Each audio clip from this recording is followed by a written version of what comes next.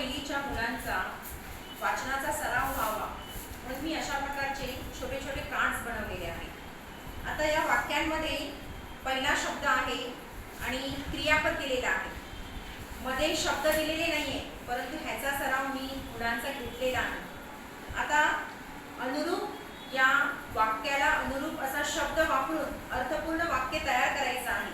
आता कसं करता येईल ते आपण प्रत्यक्ष बघूया।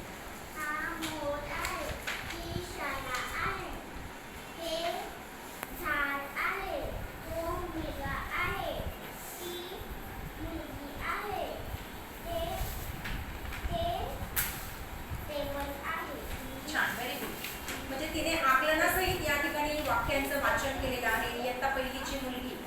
आणि या ठिकाणी क्रियापद आहे आणि क्रियापदाला अनुसरून तिने अर्थपूर्ण शब्द या ठिकाणी घेतलेला आहे आणि अर्थपूर्ण शब्द घेऊन अर्थपूर्ण वाक्य तयार करून त्या वाक्याचं वाचन केलेलं आहे। तुला थँक्यू व्हेरी मच आणि व्हेरी गुड।